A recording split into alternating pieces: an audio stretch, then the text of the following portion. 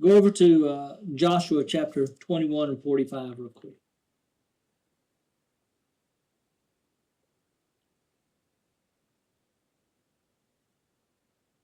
Joshua 21 in verse 45 says this. Now this is referring back to the Old Testament. This is just an example. Okay, this is the Old Testament. They weren't spiritually alive, but they had the Word of God. They had the Word through Moses, the commandments that were given unto them, and the specific things that the Lord would tell them through Moses and then through Joshua.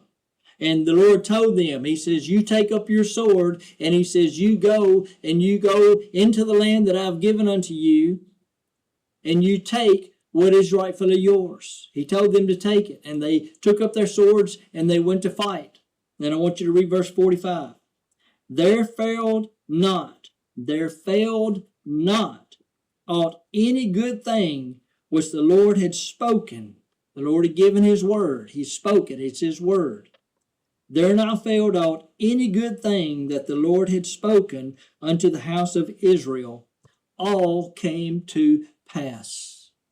He said it all came to pass. Every promise that he gave unto Israel in that day, it says every word came to pass. Why? Because they obeyed him, they took up the sword, and they started pursuing to obtain the promise that he said was theirs. Well, they had to physically fight.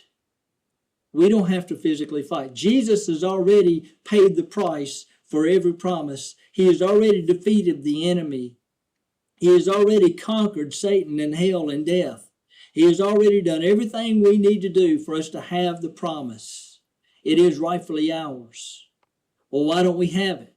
Because we have to take up the Word of God, which according to Ephesians 6:17 is the sword of the Spirit.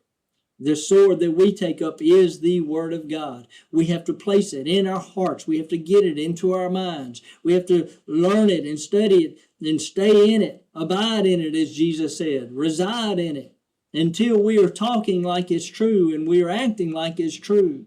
We speak life, and then he said we will have life.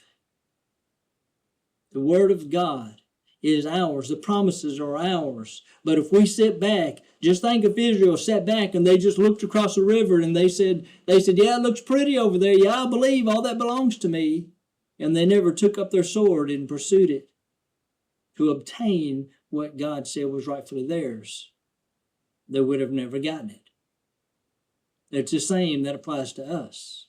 But Jesus has made it a lot easier. He has given us his word. He has won the victory. He has made us more than conquerors. All we have to do is put this word in our mouth